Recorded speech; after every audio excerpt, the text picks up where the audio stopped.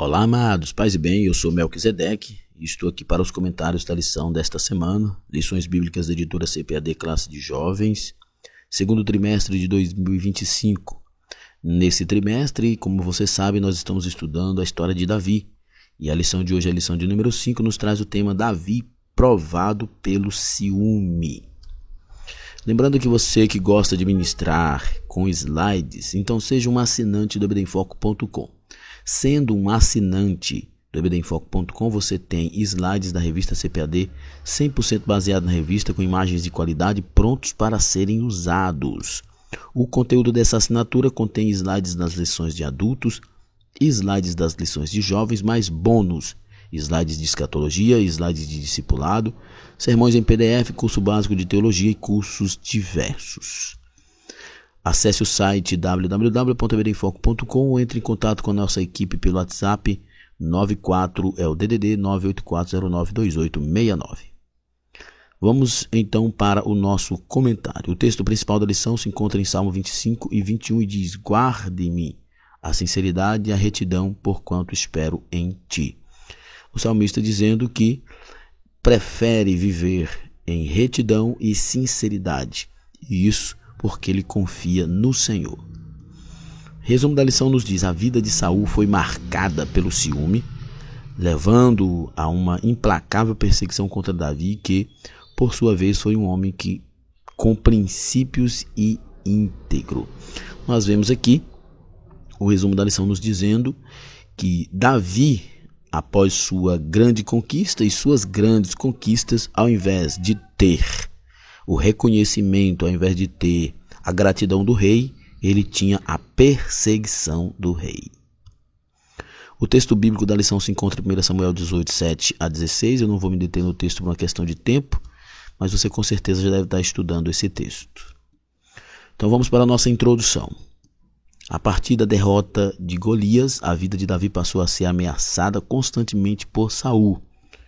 Em crises crescentes de ciúme e revolta, o rei constantemente conspirava para matar o ungido do Senhor. Como eu falei, observando ali o resumo da lição, após a sua mais épica vitória, Davi, ao invés de ter o reconhecimento e a gratidão do rei, ele se torna alvo do ciúme e da ira do rei.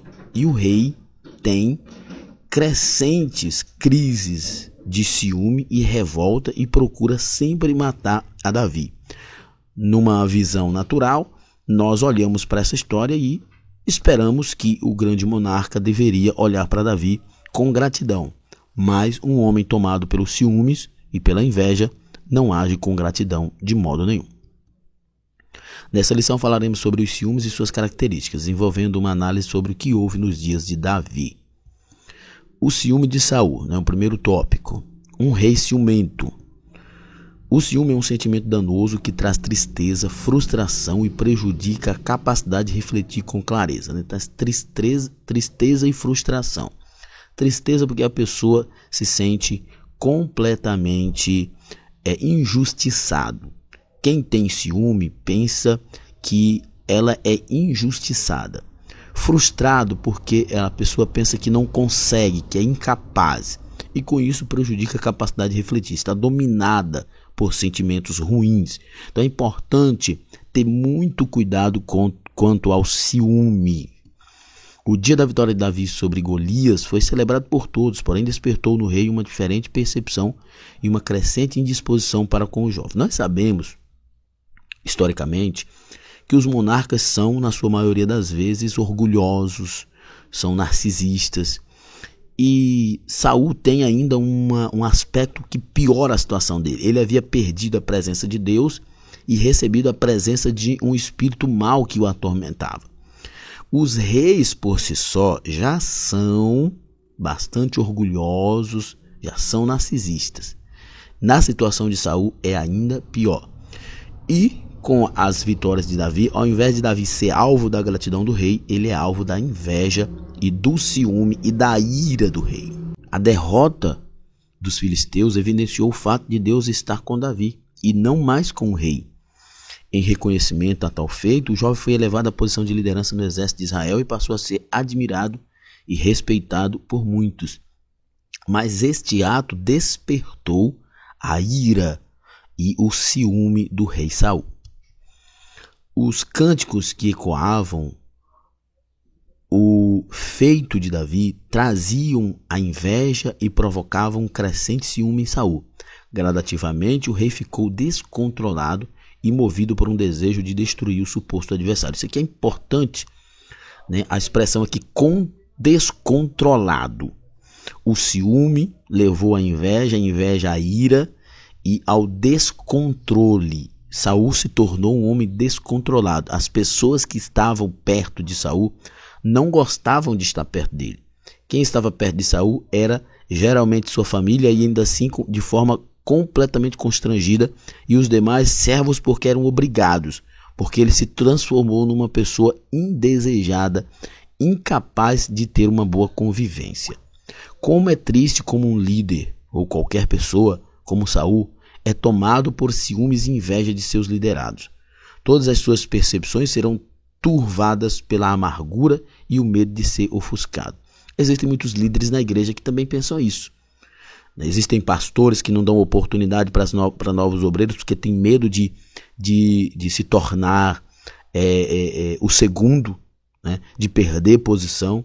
Isso é um problema sério, porque isso explica a mesquinhez e a pequenez de uma pessoa.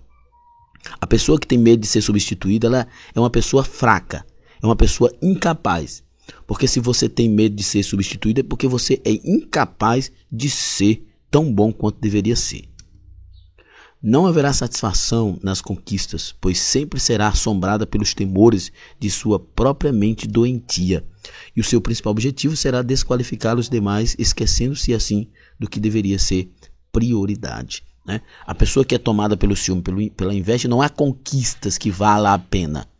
Não há conquistas para celebrar, porque tudo está dominado pelo desejo de estar na frente e, se possível, de colocar quem está na frente para trás para que possa estar no primeiro lugar. Prossigo para o alvo. O ciúme pode ser superado mediante o direcionamento divino em nossas vidas. No entanto, devemos buscar em Deus sempre uma postura baseada no amor. 1 Coríntios 13:4, que diz que o amor é paciente e benigno e o amor não arde em ciúmes, né? Nós devemos ter o desejo de ver o nosso próximo abençoado e não de vê-lo destruído. Se negligenciarmos o problema do ciúme, permitiremos uma série de dificuldades, como a abertura a outros pecados, a ira violenta, o rancor e a falta de sensibilidade para as questões espirituais. A primeira coisa que o ciúme faz é nos trazer a ira, o rancor e a falta de sensibilidade. De fato, uma pessoa ciumenta, ela passa a viver de forma irada porque ela pensa que está sempre sendo colocada para trás, está sempre sendo injustiçada. E com isso, ela desenvolve rancor, ódio. Ela não tem mais sensibilidade para com quem está à volta dela, para com as questões que são essenciais da vida. Perceba o quanto que o ciúme é uma coisa gravíssima. Como consequência, famílias sofrerão, amizades serão destruídas, vínculos serão quebrados e projetos serão desfeitos. Não haverá confiança. Não tem como você desenvolver um projeto se não tem confiança entre os integrantes da equipe.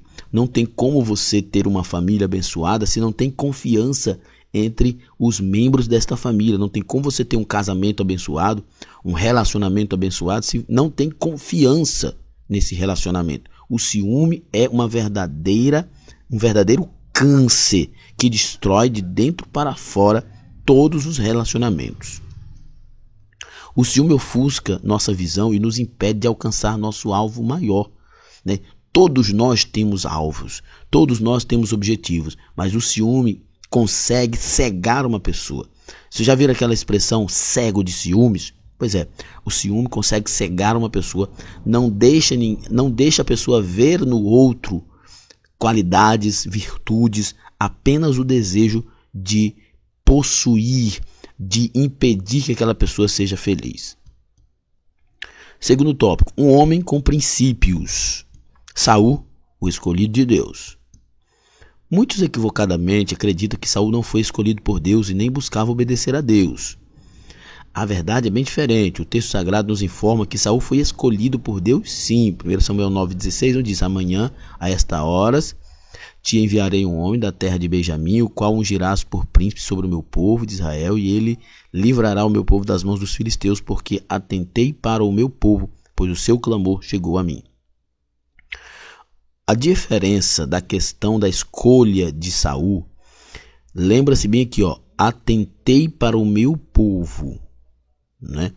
Saul é uma escolha de Deus para satisfazer o coração perverso do povo. Por isso que Saul não dá certo. Lembra daquela, parece clichê, mas lembra dessa ideia que é melhor, o que Deus tem para nós é melhor do que aquilo que nós temos para nós mesmos. Que a vontade de Deus é melhor. Lembra dessa? Parece clichê, mas não, é verdadeiro. Isso é bíblico. Nós temos aqui, Davi foi uma escolha pessoal e eterna de Deus. Saul foi uma escolha de Deus para atender o desejo do coração do povo. Então Saul é parecido com o povo. Davi é parecido com aquilo que Deus idealiza como o ideal. Mas Saul é aquilo que parece com o povo. Saul é uma expressão do coração do povo. Completamente instável, ciumento, com pouca fé, volátil, se desvia por qualquer motivo, está sempre instável. Esse é Saul e esse era o povo. Davi é completamente diferente, porque Davi atende aquilo que Deus propõe como ideal. Não o homem perfeito, mas o homem que completamente dependente de Deus. Ungido por Samuel, Saul foi cheio do Espírito Santo de Deus. Chegou até a profetizar. Lá em 1 Samuel 10:11 nós vemos isso. Tanto Davi quanto Saul foram ungidos pelo mesmo profeta e escolhidos por Deus. No entanto, um manteve-se fiel e ao cair buscou levantar-se, já o outro não. Essa é a grande diferença. Davi é aquele ideal de homem que Deus quer. Não o homem perfeito, mas o homem sincero. Saul é o reflexo do coração do povo, um povo que está sempre buscando o benefício próprio e se esquecendo de Deus. Quando peca, procura um culpado, mas não assume a responsabilidade. Saul foi rejeitado porque pecava e não assumia a responsabilidade, assim como o povo de Israel sempre fazia. Davi não, nós conhecemos o Salmo 51, por exemplo, que quando Davi peca com Batseba, ele derrama diante do Senhor. E existe uma série de outros salmos de Davi, de momentos da vida de Davi que é registrado na Bíblia, que demonstra esta fidelidade, essa postura de homem sempre buscando ser fiel a Deus, apesar de suas fraquezas. Ser escolhido por Deus é uma grande honra, mas esse fato não garante o êxito ao longo da caminhada. Precisamos caminhar de acordo com a vontade do Senhor.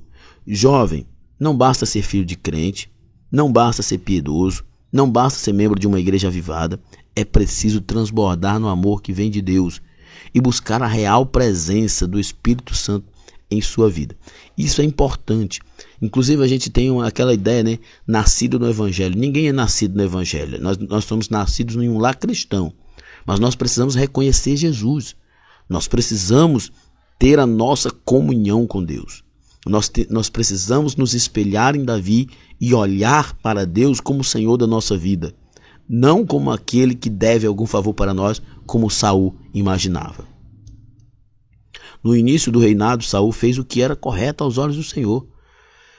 Sempre buscava caminhar na direção de Deus e agia conforme a vontade divina. Porém, próximo ao final de seu reinado, chegou até a consultar uma feiticeira e negligenciar as orientações divinas, literalmente o fundo do poço. Vale lembrar que Saul não caiu da noite para o dia. Uma série de advertências que Samuel faz a Saul para que ele se mantesse fiel, e ele não recua na desobediência. É por isso que lá ali pelos capítulos 15 e 16, nós temos aquela questão importante, especialmente no capítulo 15, onde ele tenta se justificar diante de Samuel, e Samuel diz: Deus tem mais prazer em que obedeça a sua palavra do que em que se ofereça sacrifício. Saul queria desobedecer, oferecer um sacrifício para compensar. É aquela pessoa que acredita na salvação pelas obras. Ela peca, depois faz uma coisa boa para compensar. Não é assim. A vida é dependência exclusiva de Deus. É obediência à sua palavra. E era isso que Davi vivia e era exatamente isso que Saul não fazia. Um reinado de grandes feitos. Saul foi conduzido por Deus e nos primeiros anos do seu reinado foi responsável por trazer muitas vitórias para Israel e um forte combate à idolatria e feitiçaria, o que é muito contraditório, né? No sentido ideário, claro, né? Porque Saul, no final da sua vida, ele consultou uma feiticeira, mas ele era o cara que combatia os feiticeiros. Ele estava tão desesperado, a pessoa sem o Espírito Santo vive tão desesperado que ele recorre até aquilo que ele anteriormente entendia como algo errado. Nesse primeiro período, as campanhas militares proporcionaram a integração de uma grande área. Os vínculos entre as tribos foram fortalecidos e o povo alegrou-se com a presença de um rei. O povo queria tanto um rei, Deus deu a eles um rei. O problema é que o rei era uma expressão do coração do povo. E assim como o povo era instável, o rei também era. E cedo ou tarde, isso ia ter problema. Por isso que nós precisamos viver a vontade de Deus, porque as nossas vontades são imperfeitas. Cedo ou tarde nós vamos nos frustrar com aquilo que nós realizamos, mas com aquilo que Deus faz, nós não nos frustraremos. Porém, não basta ser escolhido, é preciso ser conduzido pelo Senhor, né? É nesse quesito o rei foi reprovado. Nós precisamos ser conduzidos, por isso que é importante, eu venho sempre dizendo, nós precisamos buscar a vontade de Deus, estar satisfeito nas realizações que Deus faz e não nas que nós fazemos, porque cedo ou tarde nós nos cansaremos dessas coisas. Saul, que começou bem seu reinado, foi afastando-se de Deus, usurpando posição que não era sua, desobedeceu ordens claras divinas, ofereceu sacrifício de forma ilegítima. Olha, que eu falei agora há pouco, a derrocada de Saul não foi uma coisa da noite para o dia. Ele vinha traçando uma caminhada de desobediência há muito tempo, até que não foi mais aceito por Deus. E por quê? Por causa do seu pecado? Não, por causa da sua obstinação. Porque pecados todos cometemos, Davi cometeu, mas não foi obstinado. Saul foi obstinado e não voltou atrás, não se arrependeu. Fez votos insensatos, trazendo sofrimento aos seus, e quase matou seu próprio filho, tomado pela ira. Construiu uma coluna para a sua própria glória, né? Fez um memorial para si mesmo. Se envolveu com feitiçaria, perseguiu pessoas escolhidas por Deus e finalmente desviou-se por completo do bom caminho. Volto a repetir, e é importante que a gente converse sobre isso, professor, discuta com seus alunos. A desviada, né, a derrocada, a queda de Saul não aconteceu da noite para o dia, não aconteceu numa semana e não aconteceu num mês. Tá? A vida dele foi uma vida de desvios. E por que eu digo que isso é importante, que o professor deve explorar isso com seus alunos? Porque muitas vezes nós vemos uma pessoa, fulano se desviou. Mas isso não acontece da noite para o dia, gente. Você vem alimentando, a gente vai alimentando coisa, vai dando espaço para coisas, e daqui a pouco essas coisas tomou o espaço de Deus na nossa vida e aí a gente cai. A queda de uma pessoa nunca é da noite para o dia. É por isso que a Bíblia está cheia de advertências sobre nós vigiarmos. Davi, um homem de princípios. Ungido rei entre seus irmãos mais velhos e aparentemente aptos aos olhos humanos, célebre pela batalha contra Golias, respeitado e admirado por multidões, perseguido por um rei implacável por longos anos e convicto de que um dia seria rei, um quadro que levaria muitos à impaciência e ao desejo de acelerar o tempo. Davi, esperando seu tempo, né?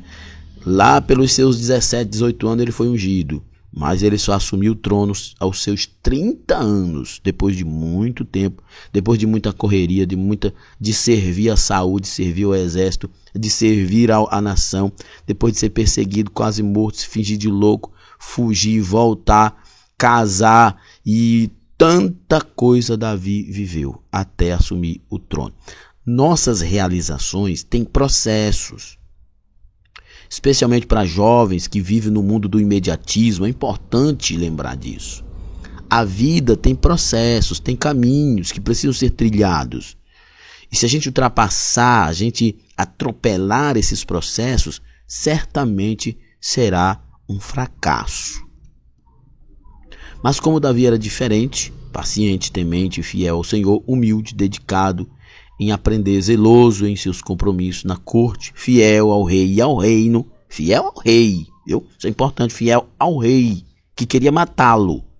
Esse era o perfil de Davi, um homem que jamais tentou usurpar o trono de Saul, mesmo sabendo que ele sim seria o futuro rei, e sempre se manteve firme em seus princípios, agindo com muita inteligência emocional, coisa que falta muito nos jovens, na maioria das pessoas de hoje, que se afeta por qualquer coisa, que não pode ouvir um não que se desespera, que não pode ter uma queda que acha que tudo acabou. Isso aqui é maravilhoso. Davi tinha uma forte inteligência emocional. Apesar de todas as perseguições, de todas as acusações, ele continuava fiel ao seu propósito. E como diz aqui o comentarista, um fator determinante em um tempo de tantas adversidades, ter resiliência, ter inteligência emocional, acreditar que aquilo que Deus falou é verdade. Terceiro tópico, integridade à prova de ciúmes. A lógica humana. Ao olharmos a história de Davi, percebemos que diversas vezes a lógica humana nitidamente longe dos padrões divinos.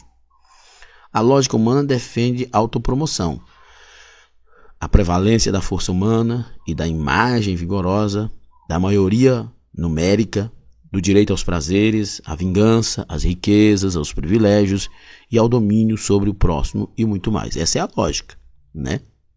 Qualquer pessoa que tenha oportunidade de crescer na vida, ela vai querer autopromoção, ela vai querer autoprevalência, ela vai querer imagem de grandeza, de força, né? Vender essa autoimagem. Ela vai entender que ter mais é melhor e isso lhe dá mais poder, mais força. Ela vai entender que ter mais lhe dá direito a ter mais prazeres. Ela, por ter mais, por ser maior, ela vai pensar que tem direito de exercer vingança. E quanto mais tem, mais quer, mais riqueza. E tem riqueza que é privilégio, que é domínio sobre o próximo, sobre tudo. Fujamos dessa lógica e nos deixemos ser guiados pelo Senhor. João 17,16 diz: eles não são do mundo, como também eu não sou. Nós não somos desse mundo. E se não somos desse mundo, nós não vivemos nessa lógica. Não é essa lógica que nos guia. É a palavra de Deus. O homem dirigido por Deus. Quando estamos sob a direção divina, escolhemos a sobriedade, a mansidão, a confiança no Senhor, a consolação, satisfação em Deus, amor e a intercessão. Por exemplo, Mateus 23:12 diz: quem a si mesmo se exaltar, será humilhado, e quem a si mesmo se humilhar, será exaltado. Não é a lógica do mundo, é a lógica de Deus. É a lógica de Deus. Estando na direção de Deus, nós vivemos a vontade de Deus. Os mansos herdarão a terra. Vivemos de confiança no Senhor. Seremos consolados por Deus, como diz lá nas bem-aventuranças. Temos satisfação em Deus, como diz Davi no Salmo 23, o Senhor meu pastor e nada me faltará. Mateus 5,44, intercederemos pelas pessoas, nos preocuparemos com a vontade de Deus, com aquilo que Deus nos ordena. Quando estamos na direção de Deus, a vida é outra. É diferente do mundo, da lógica mundana.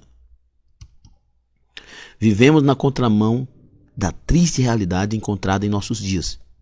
Se a lógica mundana nos pede uma reação, Cristo nos mostra outro caminho.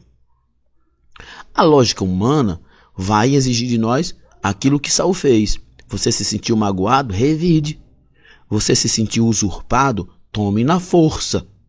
Se você acha que não está no lugar que você queria, ultrapasse os limites. Passe por cima do que for necessário. Mas essa não é a lógica de Deus. A forma como vivemos não faz sentido para os que são do mundo, mas reflete uma luz que a seu tempo pode promover uma verdadeira transformação para os que ainda não crerem. Afinal de contas, Mateus 5,14 nos diz, né? Vocês são a luz do mundo.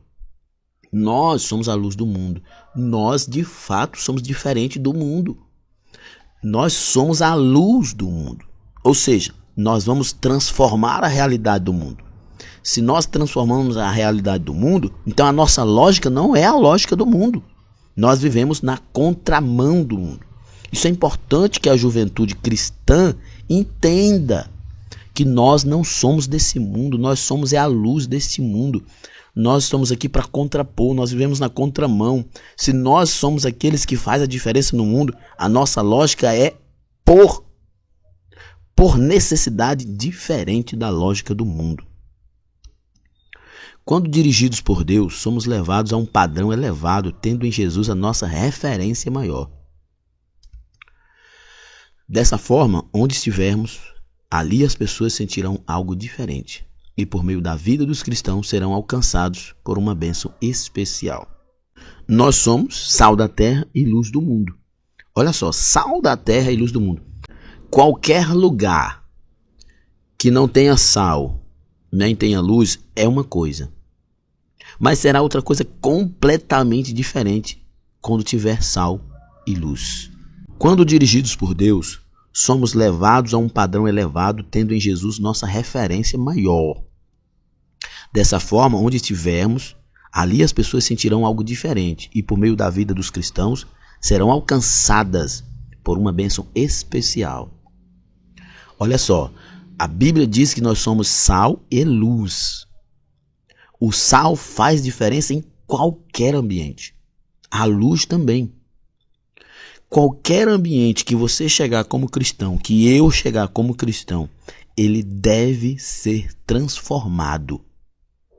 Não apenas transformado, mas melhorado. Como referência do sal, dê sabor, dê alegria, dê paz, traga tranquilidade para o ambiente que você está. Como luz, traga clareza, traga brilhantismo, traga eficiência, traga paz para este lugar, traga certeza. O cristão precisa ser um instrumento de Deus nesta sociedade perdida. Como sal que traz sabor, que traz alegria, que traz satisfação. Como a luz que ilumina, que traz clareza, que traz paz, que traz segurança. Nós precisamos assumir que, como dirigidos por Deus, devemos levar o melhor de Deus para esse mundo, em qualquer lugar que chegarmos. Nossa conclusão. Ao longo desta lição, podemos refletir acerca de dois homens com perfis bastante distintos, apesar de terem sido escolhidos por Deus.